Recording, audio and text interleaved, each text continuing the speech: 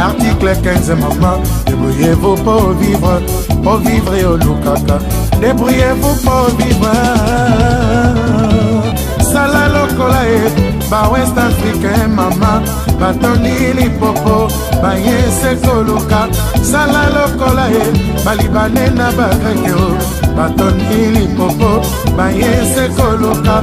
Sala lokola ba mpotoloke chie mame, batoni lipopo, ba yese koluka. Débrouillez-vous pour vivre.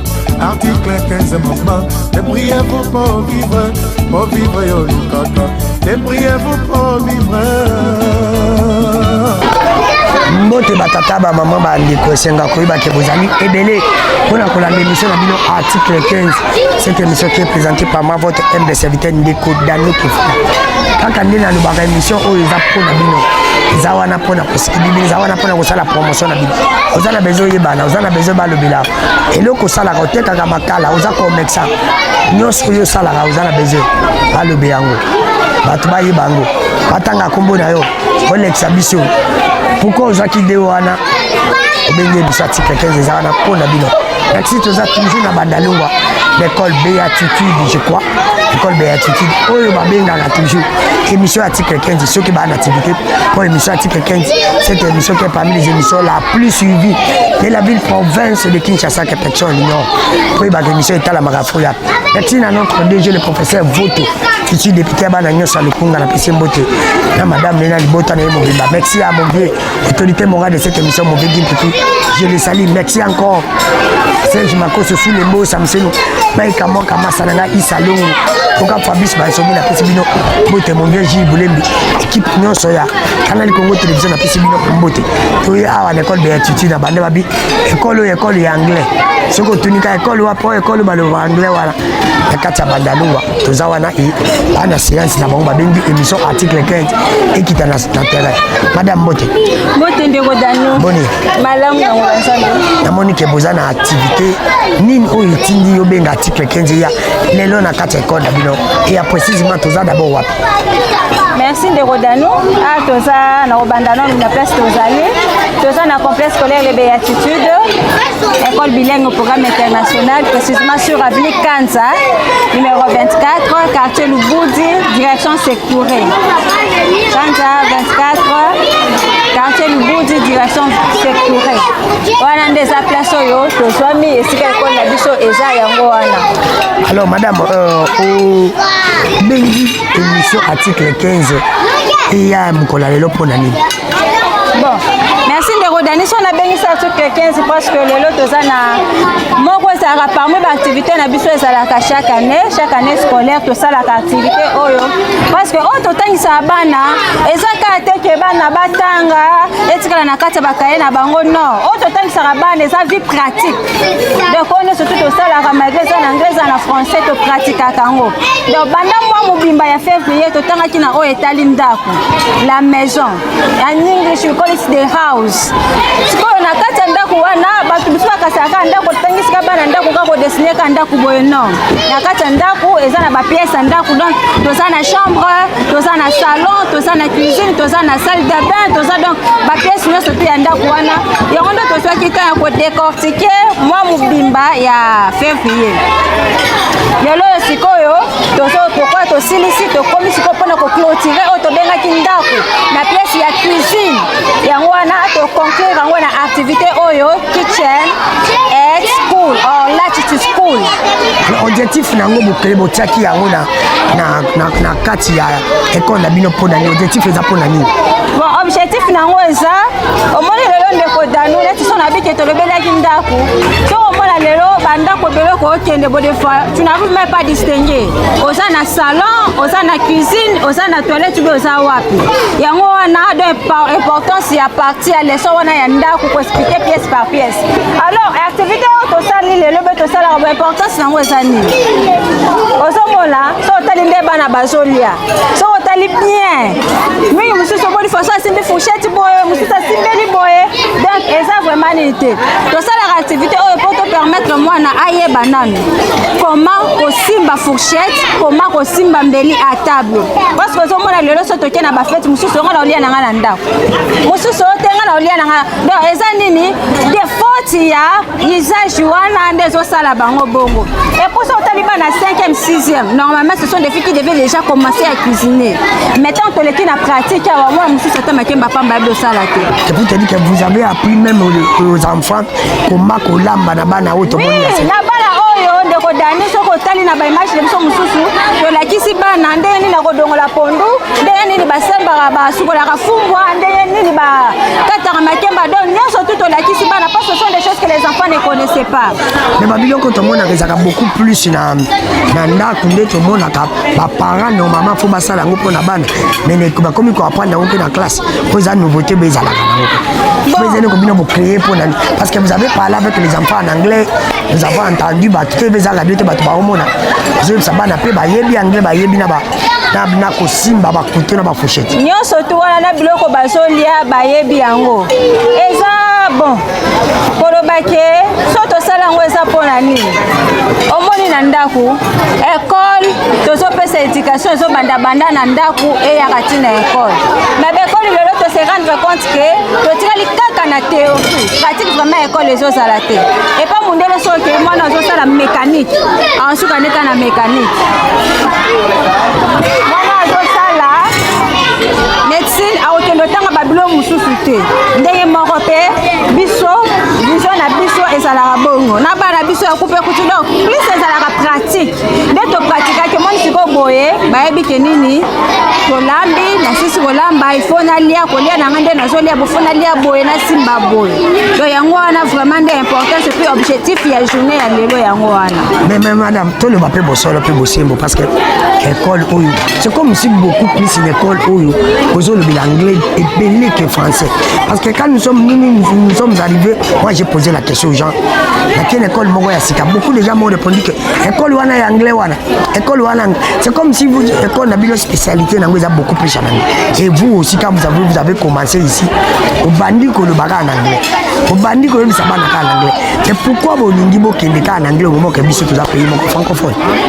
Merci beaucoup Ndeko Danou. Bon vous voulez nous intimider alors il faut pas nous intimider. Donc on ne peut pas vous intimider hein? Pas même ça. Nous sommes une école bilingue. Donc une école bilingue qui se respecte au programme international. La langue qui domine c'est la langue anglaise. De ce monde. Il y a un bel parents et bel batumi basé bako distinguer. Donc c'est un peu ça. Et ça t'es que tu es kaka anglais français tu es non, tu es bien habitué au français. Mais pas dans la migue déjà ba yebi français. Mais pour ne trouver que tu as le programme international parce que internationalisme na biso nezo kota na côté anglaise.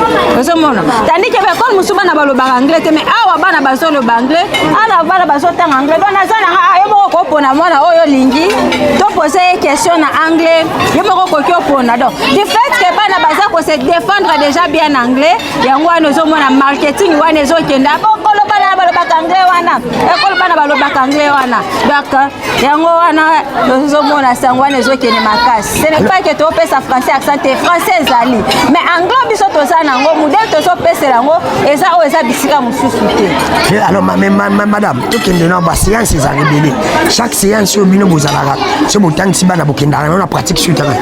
Oui ba séance nyonso tout osala nango esengaka pratique nyonso tout osala nango so to bandi na théorie papa to ko clôturer ngo na pratique donc pratique ezangaka te. Pratique ezangaka te mais to le babosolo pe bosembo parce que j'ai mis article 15 bande ko ba ko mituna est-ce que jusqu'à l'onde to comme une étape oyo ceux qui montent alingi par exemple ya ko tsa mona na iba sali déplacement et ko zala encore permis une fois la kana ni na fin de l'année.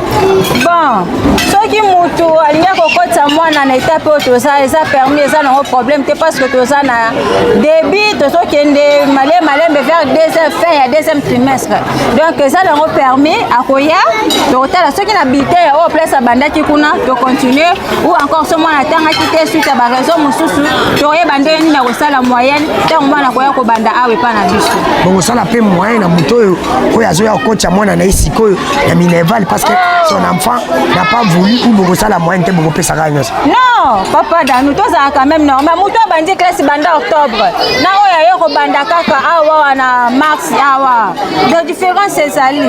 Oyo banda na mars tolongo la Minerval ya première tranche elongwe, tolongo li pe deuxième tranche déjà longo parce que deuxième tranche en tiré biso kaka.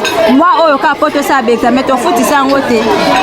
Afutaka Minerval ya troisième tranche ya fin. Ya fin kaka nde ya ofu. Mais batu mpe bali batu na parce que ngande ko dani na le babo solo pe bosemu. Est-ce que mbongo oyo bana ba osala ba pratique. Vous demandez à chaque pratique bien mon coach kango na kati ya Minerval. Bambongo oyo bana bazo sala la pratique oyo to coach kango na kati ya Minerval te. Avant to sala pratique on a kolo ba deux to prévoir na ba parents déjà 2 semaines. To tile déjà communiquer par ba parents, ba su communiquer aller ne ba parents ba ye ko répondre. To solo na ba parents to la kisi bango importance et activité yango. Et pour bango pesa malo vraiment que parents akoki ko pesa te non. Et ça mukie par rapport ya oyo biso to na moni pe ba parents belé beaucoup de parents ont accepté. Beaucoup de parents baza content par rapport à l'initiative. C'est comme si ma parents belé bani parce que moni ma parents belé ba ko accompagner bana bango dès puis ça banda tongo na se ambula ba parents baye ya ba parents baye ki banda 8h baye ba vandi na se ambula do bazo sepela batala nde bana bango ba osala ba activité wana na anglais nde bana bango balambi tala ke bana maternelle déjà bango moko ba pelisi ba moto bango moko ba simba mbeli bango moko ba sali presque nyonso tout donc yango wana mona ba parents wana na confiance ba pesa pene sengo wana nde ba vandeli bana bango bo. Merci. Alors madame batu bazolinga toujours kabayeba école eza wapi et tout ça précisément wapi parce que batu babenga nga batina numéro ya école wana école eza na Avenue Kanza numéro 24 na bandeli Avenue Kanza numéro 24 direction sectourée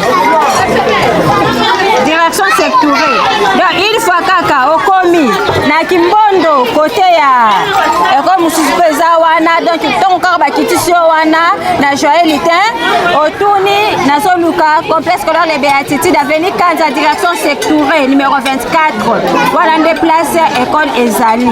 Alors beaucoup de gens beaucoup bandeko c'est émission article 15 avec votre humble serviteur de Kodani Kifula dans une école Béatitude eza journée na bango oyo basalaka makambo ya bana koma balexaka bana kosala misala na ndako une école où ils sont très bien organisés. Ceux qui m'assistent, il faut nous comprendre, nous sommes bel et bien en direct dans la carte de l'école, toujours sur le ils ont journée à balle. Pour mon émission, et que vous allez un peu spécial par rapport aux enfants vont passer. Il ne faut pas tenir l'idée sur ça. Au moins, nous faisons une émission et les enfants passent parce que c'est une journée qui tirait comme dengue et zalaka d'habitude. Alors, vous tenez ça. Où il y a un besoin, moi, aïe bakolamba, aïe ba épices, aïe bakosala musala, aïe bakokata ba épices, toujours en anglais. Il faut aller à l'école Béatitude, école au Bobenga, école d'anglais. Ils ont la commune à Bandalou. Alors madame, c'est pour dire que notre amis activité. Si tu comme à la fin de l'année, l'activité monsieur au ekosala que nous, tu y a pour la connexion bana ekozala. L'activité ezala pezali belé parce que eza caractère les soins yanda kunde tozana ngo ezo senga pratique, ba les soins eza belé o ezo senga pratique. Donc to kozala kana ba activité et bande ozala na ngo kaka. Mais moi c'est ce qui m'a étonné. Même bana ya maternelle ba ibolo anglais, bana maternelle ba osala pratique en anglais. Pratique en anglais. Donc journal lelo en école na biso mona moko te à lobby français. Bana nyoso tout banda ko lamba do activité nyoso esalemi akaka na langue anglaise. Mais madame ozo ko nte difficulté pe bana ba dokuta na langue.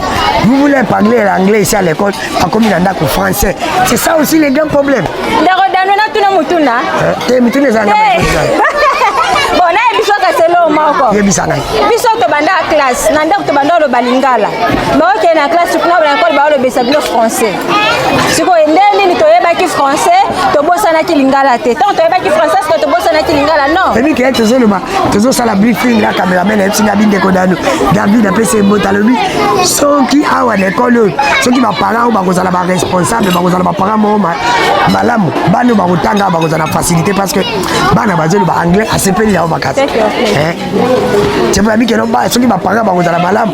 Bano ba ko kola awa ba ko sala la facilité ko le kabana mso batanga l'école mso. Oui, à quoi c'est ça complexe ba linka bana ba kena l'école ya l'école belge, l'école française par rapport à awa, ça va quand même. Bon, au moins le ndeko David alobi na kokipe kopesa mbote à passant akosite parce que bano déjà bazoyeba anglais dès la maternelle ayebi déjà koloba anglais ayebi pe na kotanga na babengi so mona ba image musinde bango mo bazotanga siko banjoko déjà banda na maternelle ti tango kyokoma na ba 6e décimalité kaka na programme wana moko azotanga azokoma donc vie quotidienne yo moko talaka na minute bazolia na kolia makambo za wana ebele pesanga boye nazolia boye nalingi yango te na sepeli nango te donc ba verbe wana nyonso te bango moko baza koemploye yango na anglais. Siko mais madame tobetaka masolo mais maintenant le grand problème aussi na monique na ba pe bosana une question il y a encore les enfants oyo bana na bango bazaki ba parents na bango bazaki na difficulté ya kofuta pe séance moi na nyosa sali séance sans exception. Monawa eza na bana ba parents ba pesi mbongo te malgré que to sengi na biso mbongo moko muke mais eza na mwana oyo ba parents ba pesi mbongo te mais osomona yo moko bokoki olekisa kaka mwana nyonso tu aller comme il le faut donc mwana nyonso tu aller comme il se doit mona kesali moko ezangi biloko po apesa mbongo te non bana nyonso tu bale pourquoi parce que je suis na bino ezalaki ke bana nde ba passer na séance soki ba participer le quoi toti kotangisa yango bana ba participer na séance wana yango ezalaki susi na biso ba pratiquer ba verbe wana otolakisaki bango nazosukola basani nazokata ndembi oyo kikalungu babengaka ngo boye liboka na français anglais babenga come here ask your name what's your name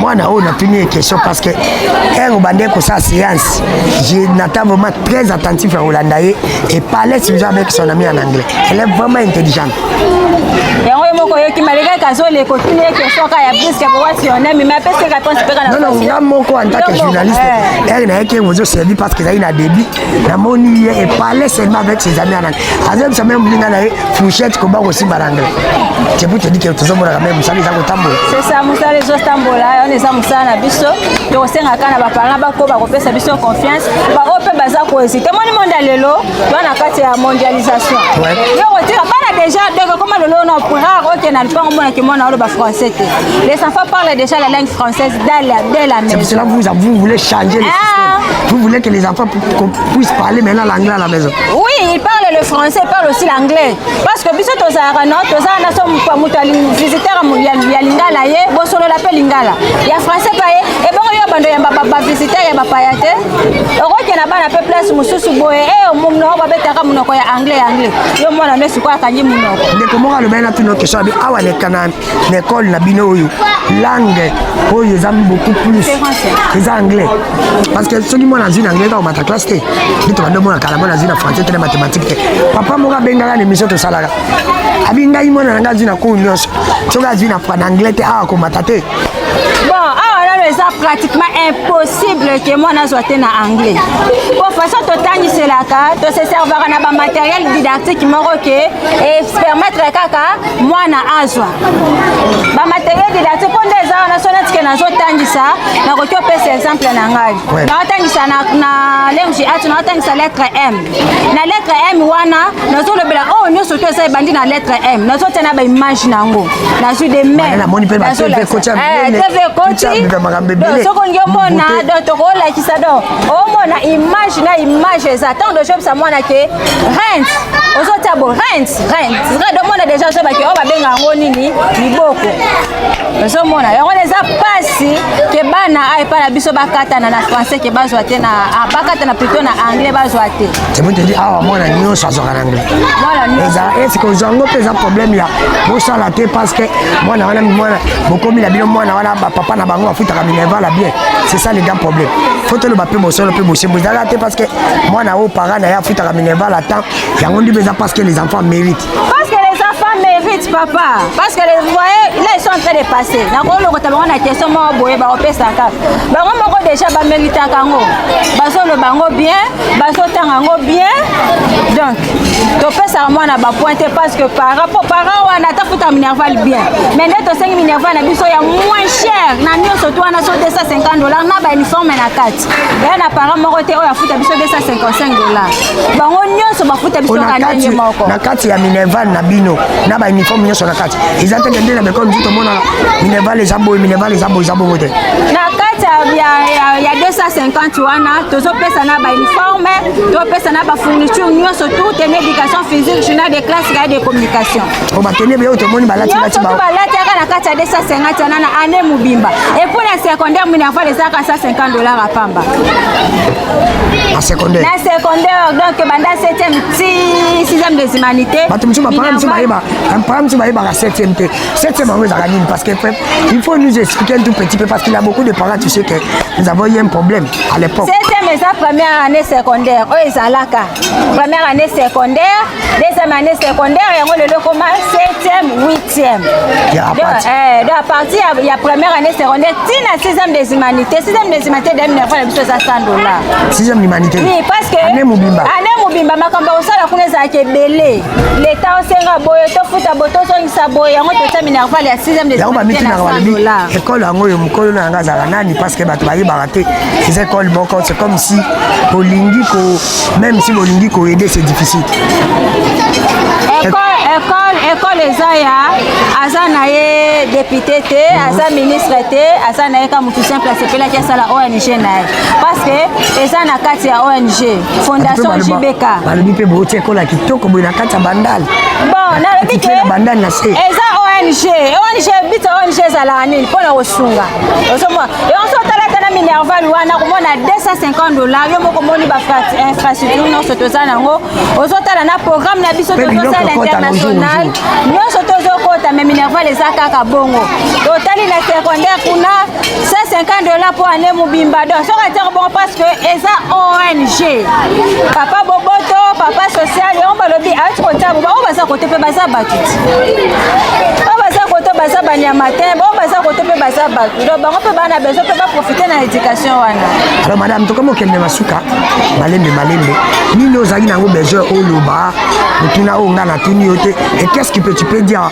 baparent oyo bakolanda mosusu bakozite bakobanga koya na bana bao école baolobaka école eza école moko eza ya haut niveau mais na kati ya banda bon merci beaucoup ndeko danu loko na koyebisa nao baparent millier mutu influence ya millier influence ya mutu te ene ntango okoma na millier na nde koinfluence yango oui ebele bazala so bakomika ekolo kitoko na koto oyo eza ekolo ya gombe ti ekolo so boteka ngo ta na balabala oui c'est bien bon mais mutu atiaka yango awa parce que koto mpe bato bazali boya botala nini oyo toza nango na kati oui mais wana bacadre c'est bien bon cadre eza déjà bien mais bwana besoin cadre te bwana na besoin ya éducation boza na besoin ke to bana bazala batete bien faite to former bana bien yango tobengi baparent biso toza complexe scolaire de Béatide tobandi à partir ya première année maternelle ya bana 3 ans tina 6e année des humanités boye hésité te bamisu balobi o te toyebaki te secondaire eza et puis nakolakisa bino te babiloko ya pratique o bana biso akupu kutile baosala biakole ebele ti siko